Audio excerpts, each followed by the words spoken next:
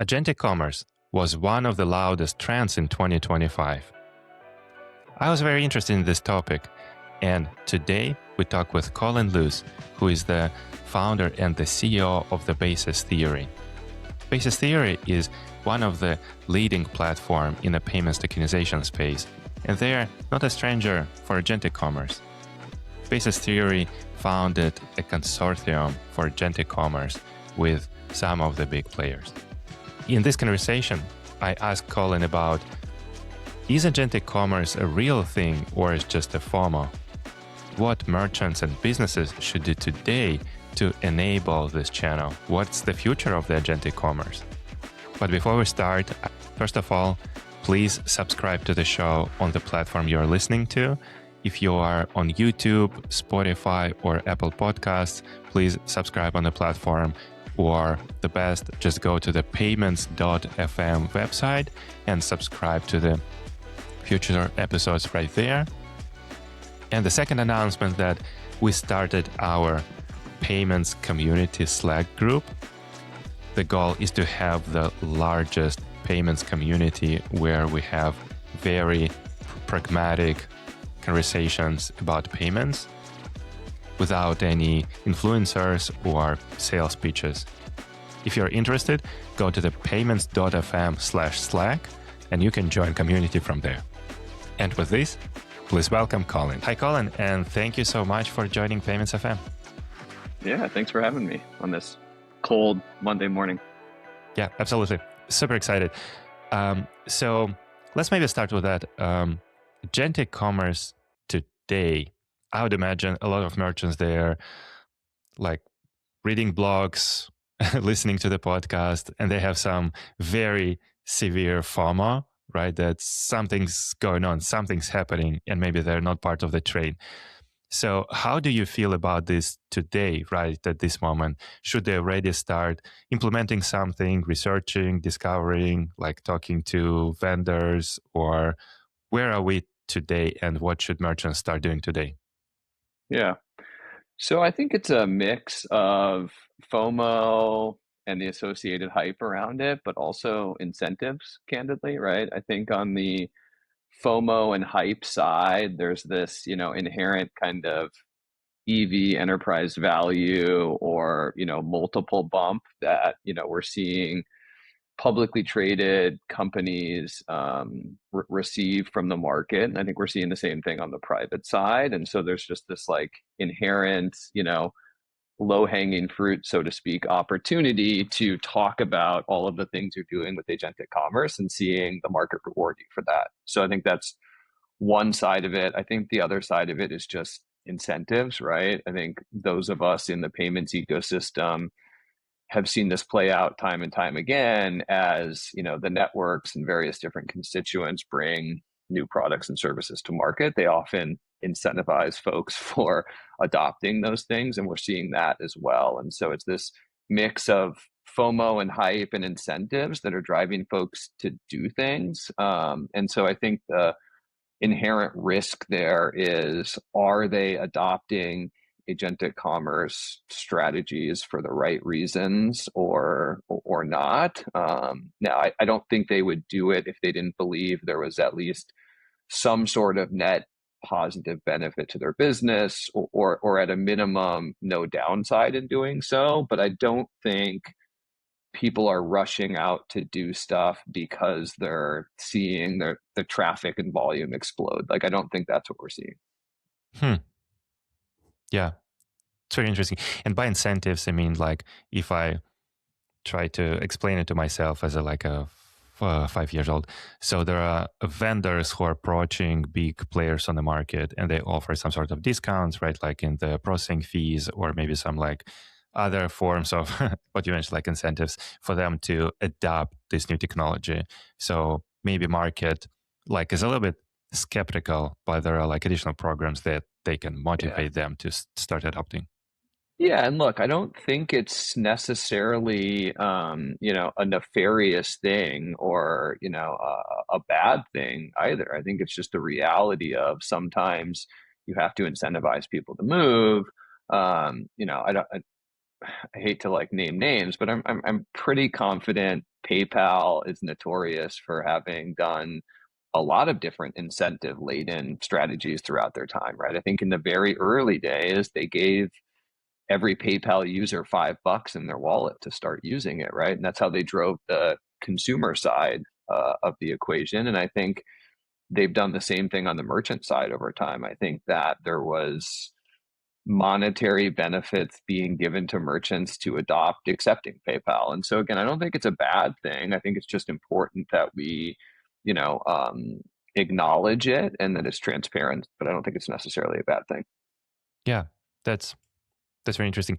So if I'm a big merchant, like a big marketplace, e-commerce store, and I'm thinking that agentic commerce, that something will work for me, what are the next steps for me? Like, where should I talk to? Talk to my just payment service provider? I'm not sure that's the right path. Talk to like ChatGPT, or who's the like single window approach here? Yeah, I mean, look, I think it depends on how you think about building the internal business case to do this. And so that's some of what we just talked about around the FOMO and hype and incentives. I think once you get comfortable with that and decide you want to do something, to your point, I think step one is probably understanding where the potential volume or traffic of users are going to come from and ensure that you are set up to receive that traffic in a very seamless way. And that's where there seems to be this, bifurcation in the market as it relates to these different, agentic commerce protocols and, the associated distribution channels of those protocols, right? And so to your point, OpenAI and ChatGPT are positioning themselves as a driver of traffic to merchants' sites. I remember it was probably a month or two ago now when OpenAI released this report around how users were interacting with the service in ChatGPT. And there was something in there about, I want to say 2 to 3% of those interactions were commerce related, right? And so you can extrapolate of all the activity happening in ChatGPT, some percentage of that is commerce related, and how can I interact with that traffic? And that might lead you down this path of, okay, well then do I have to go interact with ACP, or how do I want to receive this traffic? And so that is one side of the equation, is just understanding or ensuring that you are set up technologically or otherwise to receive that traffic. There's probably some associated strategies there for your marketing team to ensure not only are you set up to receive that traffic, but that you are optimizing your placement within those queries and stuff, so you're maximizing the amount of potential volume and traffic you can get. But I think the other side of this is, the internal, abilities or capabilities to surface the right data externally to enable those optimized flows, right? And that's where it's things like exposing product catalogs, exposing SKU level details, exposing your ability to tie an existing rewards program together with a user who's purchasing through one of these agentic channels and all these different things.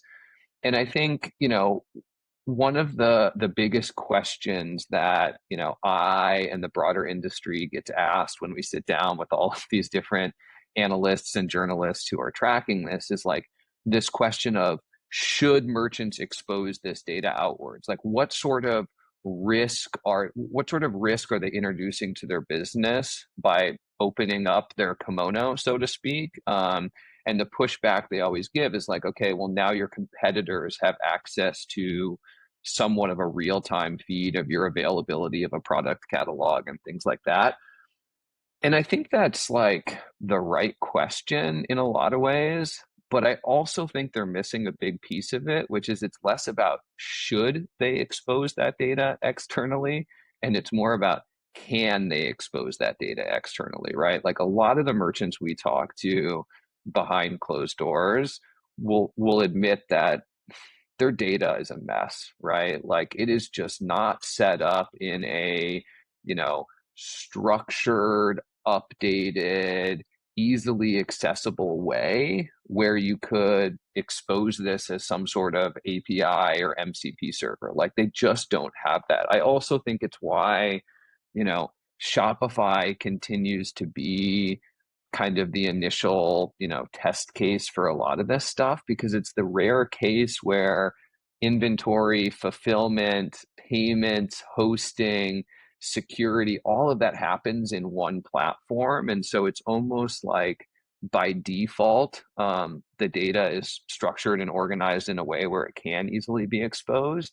I think the minute you leave the Shopify ecosystem, that changes a lot. And look, I think there are some merchants who, whether intentionally or fortuitously, over the past several years, have built internal systems and services to, set themselves up for, this moment. But I think a lot of them haven't necessarily. Yeah, that's very interesting. One thing I want to double click a little bit. I think you're referring to like catalog, feed, right, fulfillment information, like maybe some like a marketing thing like promo codes, right, and all the discounts and all this kind of like a secret sauce, what all these businesses may have. And I think some of it was already exposed for like Google feed or like Amazon feed or other marketplaces feeds, right? So maybe that's not exactly 100% new, and maybe they can build on top. But here with Agentic Commerce, as I imagine it will be working, that suddenly they also need to somehow to start accepting payments from new source. So how does this should be working? So I think there was like this big announcement with OpenAI and Stripe, right? So maybe like when you're Stripe, you already have your account. So maybe somehow you can marry this with OpenAI. So that's where you'll be receiving the payments.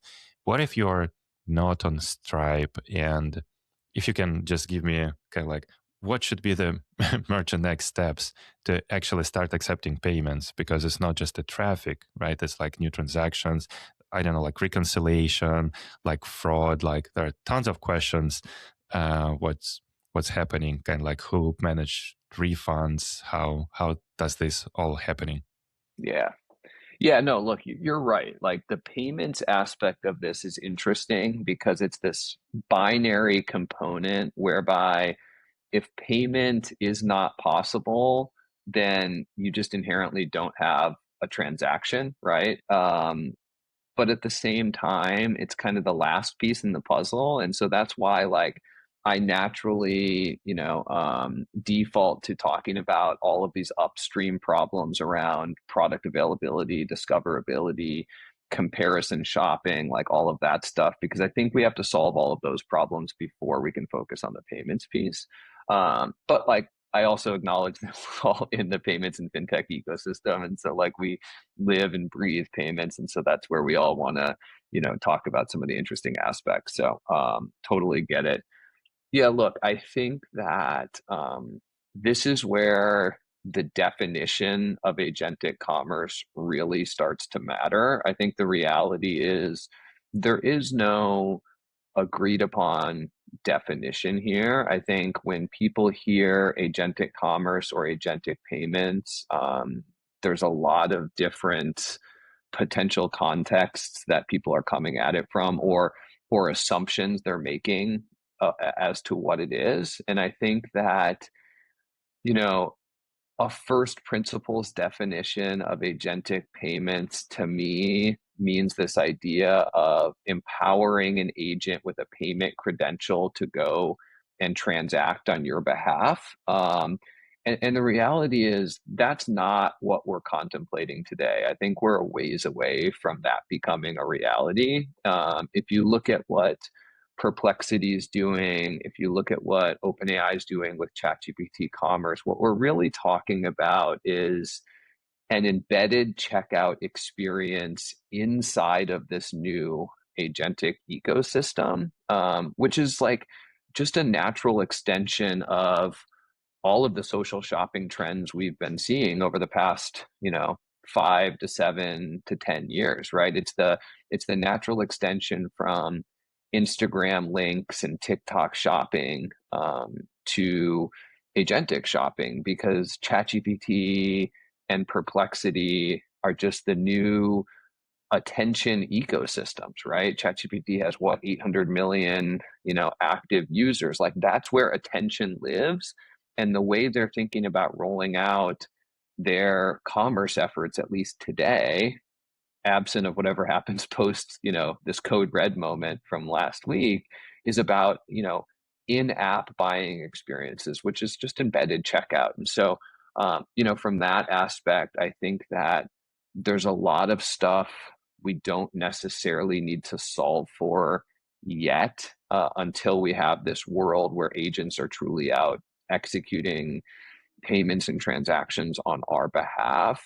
I also think that a lot of the, FUD in the market around fraud and risk and chargebacks and returns and stuff are somewhat moot, because the reality is we're still talking about human in the loop transactions here, right? It's still, I, Colin, and am confirming that, yes, I want to buy this sweater or this pair of shoes. And I'm attesting to that. I am, depending on the mechanism by which the payment's getting executed, if I'm using one of these agentic credentials from Visa or MasterCard, I'm going through step-up authorization out to the issuer.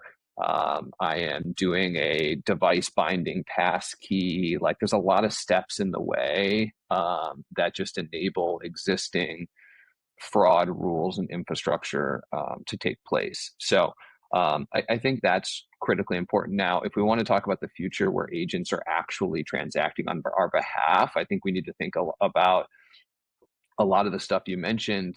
We also need to think about like authority around delegating, access to these agents, and what that truly means, right? I remember super early on, earlier this year, when people would just first started to contemplate what agentic commerce could be or look like.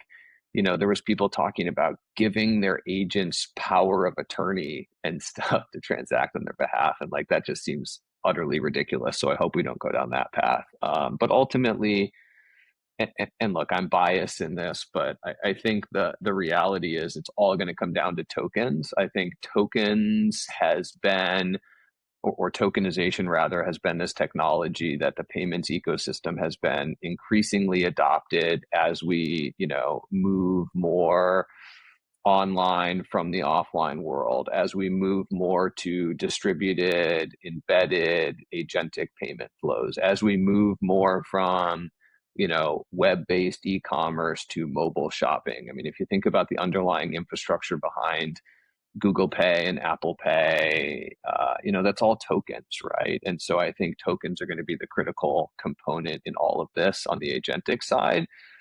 And then outside of that, I think from a protocol layer and stuff, all of that's going to be about trust. And I think you're starting to see that play out with how Visa's talking about their stuff now, what ACP is doing. All of that is going to come down to trust, because I think the reality is, absent blockchain running all of this, we can't replace trust with truth just yet. And so we need kind of that trusted intermediary to help facilitate a lot of this. I would love to go to talk about protocols and tokens and what you mentioned. I think like as all payments geek, right, we're probably all fascinated about this. But before that, maybe on some demos that are available today, and I heard that like Etsy already available, right, like on ChatGPT, probably with Stripe, and there are some other examples. Were you able to test or like to take a look at any of them, or what's your experience? How do you feel about what we have today? Is it like works as expected? Is it like magic, or the opposite? It's kind of like, it takes like 5 minutes to complete the checkout. It didn't do what I wanted to do. Yeah, I mean, far from magic from my perspective, right? I think it's the opposite. I've been pretty disappointed in what's been out there. And not to knock the payment side of it, although I think we can talk about that. Like I'm not sure the Etsy example is actually fully leveraging the ACP protocol that OpenAI and Stripe put out there. I'm pretty sure those transactions are still just getting facilitated using virtual cards, which, like, look, by the way, I think, we as a payments industry would be, failing our duties if we ended up, enabling all of this agentic infrastructure by using virtual cards. I think that no one wants that to happen. We've seen the pitfalls with doing the virtual card approach. I think the issuers hate it. I don't think the networks like it. The merchants don't like it. Like, no one wins if that's how this all ends up playing out. But I think the reality is that's how a lot of this is getting done today, while these protocols, get ironed out and shipped off to market. Look, my experience both with Perplexity, who was probably the earliest to this game, and with some of the other examples out there, the dissatisfaction lies in some of those upstream problems I talked about earlier around the quality of product availability, and the SKU level stuff. Like, you go through this entire flow looking for that brown cashmere sweater, and right before you buy it, you realize it's navy blue, right? Like, that is not the experience that we want or expect. And you kind of touched on it earlier that Google Shopping does exist, and they're pulling some of these feeds in, but, like, again, like, show me someone who's in love with Google Shopping. Show me someone who's like, wow, they really did a good job curating my search and exposing this. Like, I just think about how many times I've found something through a Google search, and then I get ported over to the merchant's website, and it's a different item, it's out of stock, it's not available, right? Like, the quality of that data is just so poor. And so if we're just going to be repurposing those existing data feeds, I think we're gonna lose all of the momentum that we've built talking about agentic commerce, and I think that would be a shame. So my experience hasn't been great, but that's mostly on the discovery side. Now, the other side of this is, like, I think 2 months ago, the industry would have anointed OpenAI king and said all of this is going to happen through this chat interface, which is ChatGPT. But I think since then, we've seen, Perplexity launch their Comet browser. I think OpenAI is still rumored to, if they haven't already, launched their own browser. Obviously the browser company has their agentic, and I will say those experiences for me have actually been pretty awesome, right? The ability to have 5 different tabs open in a single browser session and ask the agent to help me compare across those 5 different tabs is actually pretty awesome. It's almost like the New York Times wire cutter getting agentified in a much more comprehensive and broader way. And I've been very pleasantly surprised with that experience. And so I think there's a question here of just how much of our, agentic interactions are going to be through chat versus search versus standalone apps versus browsers. Like, there's a lot of platform considerations still being contemplated here. That's very interesting. You're giving me answers I did not expect to hear this morning on this conversation with you. If we'll, like, again, before going to protocols, if we'll zoom out a little bit. So you mentioned, like, New York Times Wirecutter when you're, like, comparing multiple items.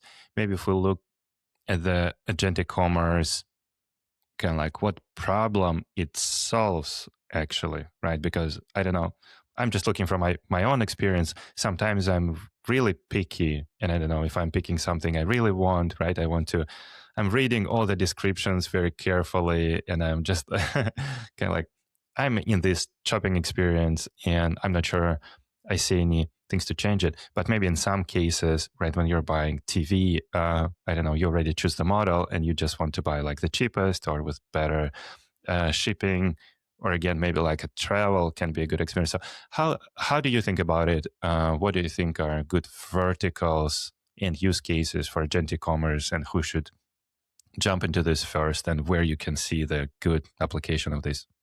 Totally. Yeah, look, I think the industry writ large has defaulted to this binary view of like commodity purchases versus impulse buys and the trade-offs associated with those as it relates to where the most likely adoption is. And I can buy that, but I think you can probably even up level it a little bit more and start to think about it from the context of, are we talking about like B2C e-commerce here? Are we talking about back office B2B transactions and associated settlements? Are we talking about agents paying agents for B2B services, API consumption stuff? Are we talking about treasury management? Like, all of those things are so vastly different as it relates to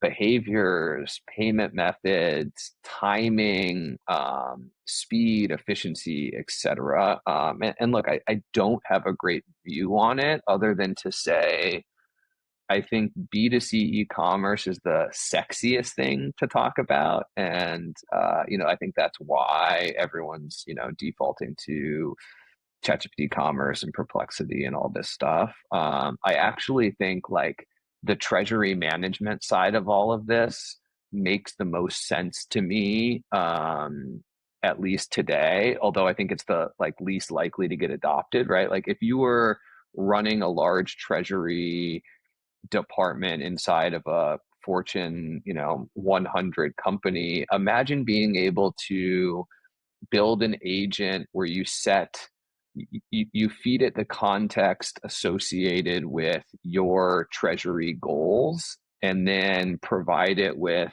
all of the different tools and payment rails they have access to, and just say, go execute this strategy for me. Like, that's super interesting to say, hey, I am trying to maximize float, or I am trying to maximize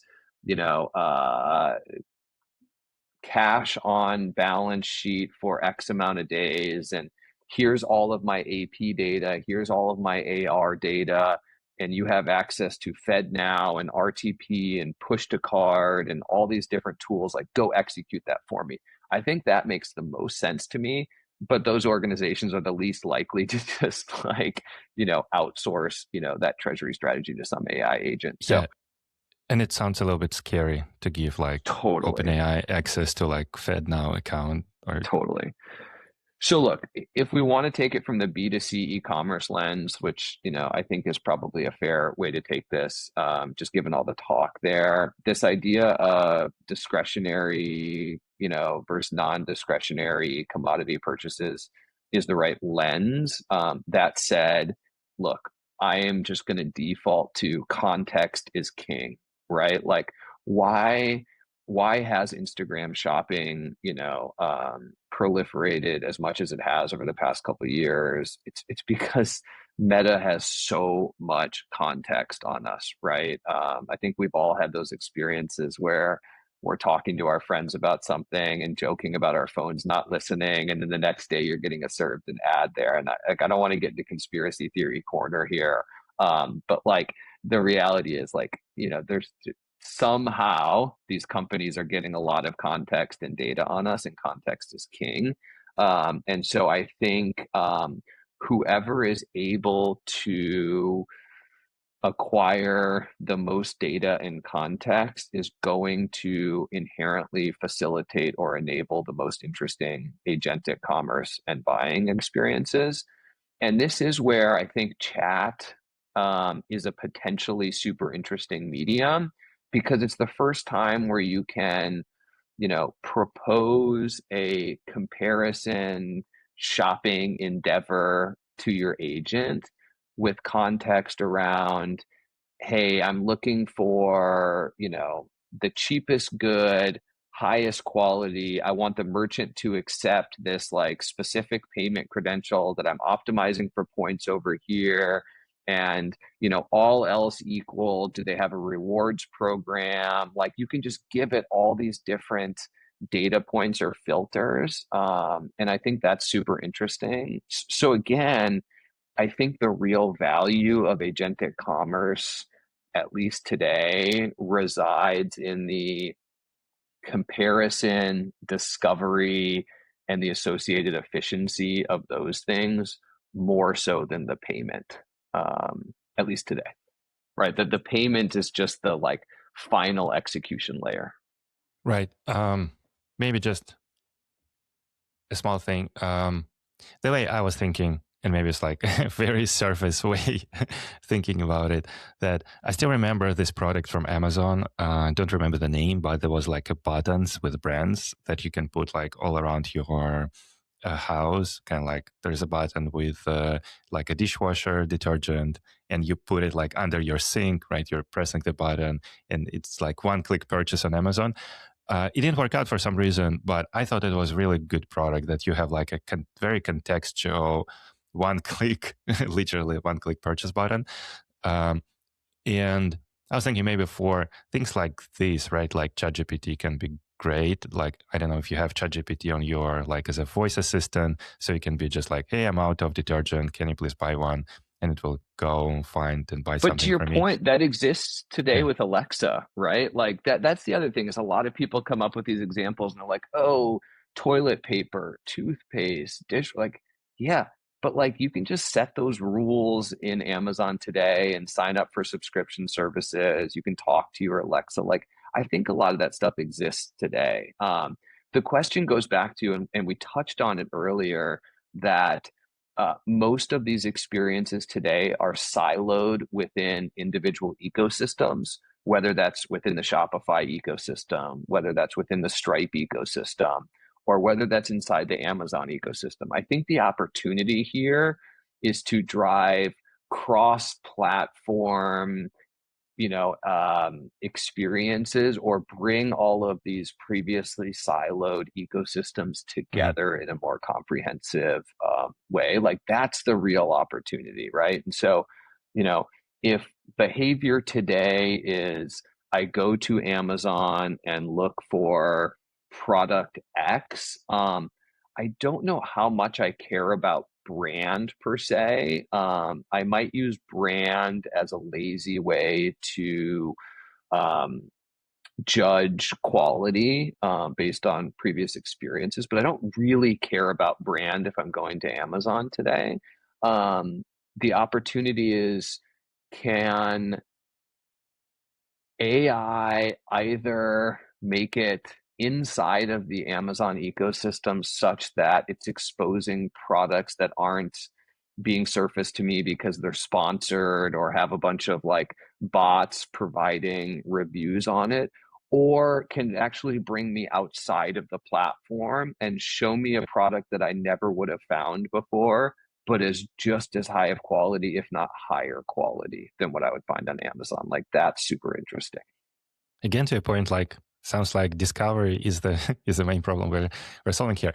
Outside of discovery, maybe that's a good segue to talk about how it's all going to work.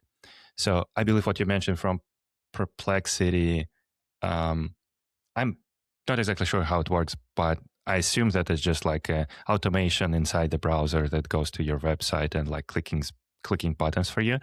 But also there was a wave when multiple companies and group of companies introduced different protocols, and BasisTheory is one of them. So I'm super interested to hear, how do you think it should work? How do you think it will work in the future? What are the differences between this protocol, and why that's important to own the protocol, right? Maybe why you guys prioritize it, and what's going on there. Yeah. So look, when we launched our protocol and our Agentic Commerce Consortium, it was really driven by the fact that we felt as though one of the most important players here was getting the least amount of attention, or their voice was being heard the least, which is the merchants in all of this. This was coming off the heels of, to your point, Stripe and OpenAI launching, APC. It was right on the heels of Google launching AP2 or A2P, whatever it is. This was right off the heels of Visa's announcement, MasterCard, etc. And so the intent from our perspective was to give merchants a voice in all of this. Now, that said, my sense here on December 8th is that of all these different protocols, I think ACP has kind of bubbled up to be the dominant protocol by which most merchants are starting to think about this from. That said, to your point, when this launched, there was this really, big buzz around Etsy and all these other merchants coming. And like, I haven't seen any other announcements, right? And so I just wonder exactly how much adoption is taking place. And I have to wonder what sort of roadblocks they're running into as it relates to adopting it. But the buzz on the street, from my perspective, is there's a rallying cry around APC. And again, like, no big surprise, right? No one's getting more airtime on a weekly, daily, hourly basis than OpenAI. And if it's anyone, it's Stripe. And so you bring those two together, and of course, they're going to get a lot of airtime. But that's my sense there.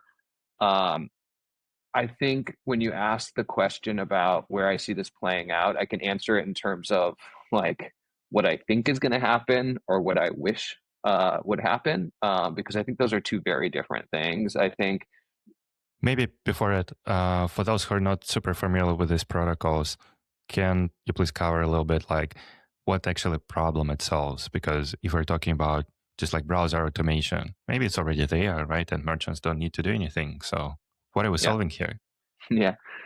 And sorry, I just like I was somewhat on a rant there, but it's ACP, not APC, right? So it's the Agentic Commerce Protocol from OpenAI and Stripe. And again, I think the idea there was to put out a protocol that covered at a fairly high level how to interact with agentic commerce, and it touches on trust, it touches on discoverability, it touches on payments. I think that there's a lot of devil in the details happening here underneath the hood that aren't necessarily being exposed today, but it's a high level take on that. And again, I think the reality is it works pretty well today within the Stripe ecosystem. And as much as they talk about it being an open protocol and this concept of a shared payment token, I think there's a lot of inherent distrust and or questioning of incentives and constituents in the market that merchants are rightfully asking. And I think we see this play out when they question just how open, quote unquote, open network driven approaches are. I think they question just how, quote unquote, open a protocol is when it's, quote unquote, owned by two companies, Stripe and OpenAI. And so I think there's a lot of just questions about how all this is going to play out. Right. And just again, for the broader understanding, the fundamental problem from the payments perspective, what these protocols are solving is basically to be able to store payment information across different merchants. And that's not something that was solved before. Is this the right problem? Yeah, I think that the problems it's attempting to solve or at least address are the reality that not every merchant uses Stripe and they still want them to participate in this ecosystem. And therefore, by default, it has to be PSP agnostic, one. I think two, from a distribution perspective, both OpenAI and Stripe know that the best way for them to get mass distribution is to actually, as opposed to just going merchant by merchant, to go PSP or platform by PSP or platform and enable this at that layer and then say, bring all your merchants on board. And in doing that, there has to be an explicit conversation about what I just talked about, right? Like, the end of the day, Adyen is not going to do something that just inherently benefits Stripe. Like, they're just not going to. And then I think the last piece that it's attempting to solve or address is something that's not being talked about a lot, which is OpenAI is not doing this out of the kindness of their heart, and they're certainly not doing it for free, or at least they don't want to, right? This is a monetization effort inside of OpenAI to say, how do we further monetize our 800 million users? And so they want their pound of flesh too. And so how does OpenAI receive their tax or commission for facilitating the volume or traffic from this transaction in a world where the merchant uses a different PSP than Stripe? And now we're talking about split payments, and OpenAI doesn't want to be in the flow of funds because they don't want to be a payment facilitator and bring. So like, how like, it's classic, like, I want my cake and eat it too. And so there's a lot of like figuring out how to enable all of these different goals and incentives within a single protocol. And I think that's where there's getting or becoming a lot of friction getting introduced. From your perspective, let's say there is a single use case. I'm using ChatGPT. I want to buy the sweater, as you said. There are like two websites, one on, let's say, WooCommerce, one on Shopify, different payment providers. The system is choosing, and who should store my card information to make the payment? Again, like from your perspective, maybe outside of ACP, or if you're like agree with ACP, how is it done there? Because like different payment providers should be stored somehow in like ChatGPT. Should I trust them with my card information and they'll be tokenizing? What if I'll use another, like a Claude tomorrow, Yeah. right? So where should we start? Is there a way for like a open vault? I don't Yeah. know. Yeah. What No, do you think? totally. I mean, yeah, look, I think another way to ask the question is, whose customer is it? Right. And I think that's where OpenAI would probably say, this is our customer. WooCommerce might say, this is our customer. And the end merchant might say, this is our customer. And if they each take that approach, I think they'll probably each try and store that credential themselves, because there's this inherent tie between, if you believe it's your customer, then you should own the data associated with that customer. Again, in a perfect world, this is something like some sort of open vault, or it's a truly agnostic protocol, a self-custody wallet for a user that's storing this themselves or something like that. That's not how this is going to play out, though, unfortunately. If I were to bet, again, my bet would be OpenAI tries and stores a copy of that.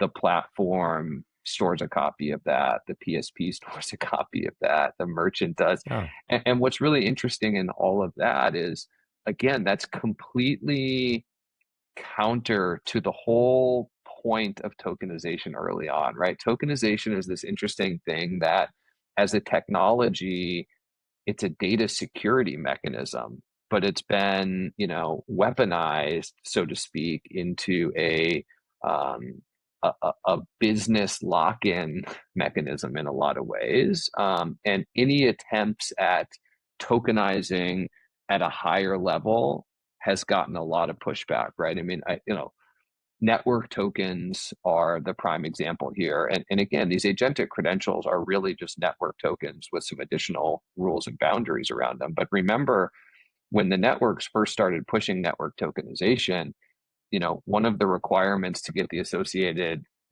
interchange benefits was that you had to purge the PAN, the underlying PAN. merchants across the board pushed back on that and said no way, right? And I think that goes down to this idea of trust, right? There's a lot of distrust with letting the networks be the single source of truth on that. And so despite what the networks will tell you about 100% tokenization by 2030 and getting rid of PANs and all that, like they're going to get a lot of pushback from that. Very interesting. We got a couple questions from our Slack channel. Let me read them to you. Should we expect an increase in chargebacks as agents make purchases? Wait, not one. Is it like a new category of chargebacks? Who will be responsible? I mean, again, like in the future where we're truly empowering agents to go transact on our behalf, maybe. I just don't think so today, right? Because it's not that. It's human in the loop. I am triple verifying or confirming that I want to make this purchase. And so I don't think any more or less chargebacks than we're seeing in a traditional e-commerce experience today. Again, 5 years from now, when I'm giving an autonomous agent access to my payment credentials to just go transact on my behalf, I think it's possible, but I think given the amount of questioning and concerns there are in the market, like that is going to be something that gets addressed in advance of that happening. And so hopefully we think about what are the guard rules, what are the rules, what can we put in place to avoid that from happening? And that's going to be a legal question, that's going to be a compliance question, and then ultimately a technological question. Yeah. There was another question about the in the rush to stand up AI, firm seems to be focused on not to be focused on cybersecurity. Do you see any risks about it? Like, because we're like FOMO driven right now, right? So maybe we'll like cut a corner on two from that perspective. Totally.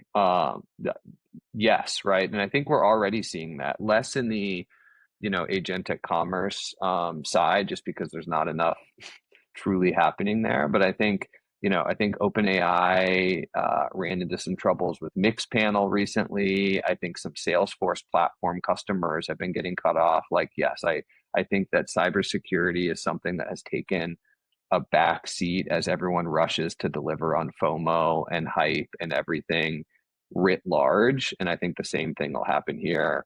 Again, we talked about it for merchants that have never exposed their product catalogs and SKU level data externally to third parties before.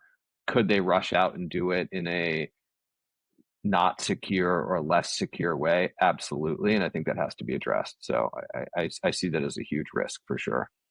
Interesting.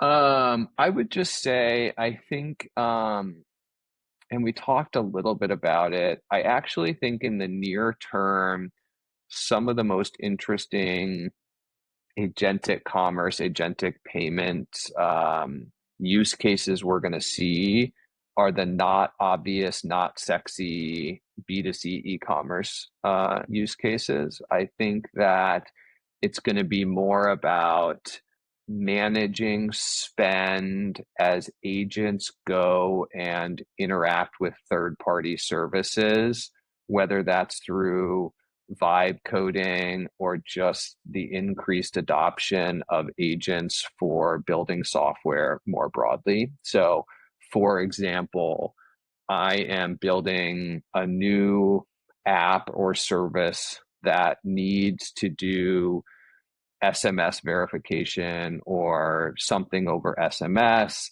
I'm going to use Twilio for that. How do I put guardrails in place to make sure my agent doesn't go rack up a, $50,000 bill on Twilio? I think those sort of use cases are the most practical in the nearest of terms, even though it's not as exciting to talk about. Yeah, no, that's very interesting. Basically, like agent will do, instead of the service you could build, there could be an agent that could go to like Twilio API, right, to check the usage today, compare with rules that you set up. Yeah, I just like, what is the one place in this new AI world where no one can argue with the product market fit, and it's coding, right? And so I think if you extrapolate out from there, those are the types of use cases you run into that make the most sense to me. Yeah, makes sense. All right, we're at the final part. There are a couple questions just about payments, not related to agentic commerce, that I ask everybody. First thing, just from your total payments experience, what do you think is the big problem in the payments industry today that blocks us from going to the cheap, fast, secure payments for everybody? Do you see like, I don't know, blocker in terms of like technology or regulation or things like that? Look, I think it's just like everything else. Like behavior change is just really hard to incentivize or to enact on. And so I see all these people talk about the reason US consumers aren't shifting towards pay by bank is because they love their credit card rewards. And I think that's true for some people, but I actually think for the majority of the population, it's just like they're used to paying with their credit card. And so it's a behavioral change question. It's not an incentive question. It's not a technological question. I think it's just a changing people's behavior is really hard, and that requires some driving force to do that. And we're still waiting for that. If the goal here is to shift people towards cheaper payment methods and get them off credit cards, right? Same thing I hear, oh, the younger demographics don't like credit. Maybe. I just don't know. I think it ultimately comes down to behaviors and changing behaviors. And so as an industry, I'm not sure the onus falls on us to do that. I don't think spending your time thinking about how to convert those people is the right way, unless the conversion of those people is a byproduct of another offering, right? That makes more sense to me. That's very interesting. I heard a couple of stories, and I'm guilty myself to keep like when bank account open, because I have like one service that still keep charging this bank account, and I'm too lazy to go and change the payment method for this service, and I'm having this account running. And I know many people who are like still doing this because just to invest some time to like go and update something, it's really hard to prioritize. And I think So that the least friction ways to do that are counter to the incentives of the people that can pull those off. And so there is like an incentive challenge here, as with everything, right? Like, show me the incentives, I'll show you the outcome. But like, look, like for a recurring subscription business, moving users from paying by credit card to pay by bank could be a pretty big unlock from a cost perspective. I think the reality is asking those existing users to go enroll in some open banking flow is a step too far from a friction perspective. And so like, what would be the ideal way? Well, the ideal way would be if some sort of lookup table existed at most likely the bank level that said, I can associate a debit card PAN with a DDA and routing number. That's super interesting, because now I can go back to that user and say, hey, Colin, I see you've been paying with your Bank of America debit card. We've automatically matched it to your bank account. Click here to opt into ACH payments and save $5 or whatever. I'd probably do that. But if it said, hey, Colin, want to save $5, go link your bank account, I probably wouldn't do it, right? But the bank has no incentive to offer up that lookup table because they're monetizing the interchange on the debit card transaction, right? yeah, no, that's very interesting. And the final, if you meet like a merchant, business owner at the elevator, and they're like, "Oh, you're a payments guy. Tell me how I can make my payments better, and how can I improve my payments performance?" What would be like a single advice you'll give them? Look, I'm biased, right? I have my BasisTheory sweatshirt on today, so I would tell them to not be beholden or reliant on a single payment service provider, and ensure you have redundancy to work with multiple different payment providers. I think the reality is each individual merchant and their customer base is somewhat of a snowflake, and no PSP is set up to, or incentivized to, going back to our incentive discussion, maximize the performance for any individual business or merchant, right? Stripe, for example, I heard Will Gabrick on a podcast recently talking about their, internal, neural net that powers Radar, their fraud provider, and they're looking at, billions of different signals throughout the entire ecosystem. That is awesome. And the output of that big data set is probably one of the more interesting network effect, fraud related offerings in the market. But the reality is that data set is not set up to enable a single individual merchant to optimize for them individually, right? It's meant to be a single offering that assists a wider range of merchants. That makes a lot of sense. Colin, it was an absolute pleasure. Thank you so much for sharing your wisdom. And maybe we can sync like in several months and we'll see where we'll be with the agentic commerce. Yeah, this stuff's changing very rapidly. So would love to do that. Thanks for having me.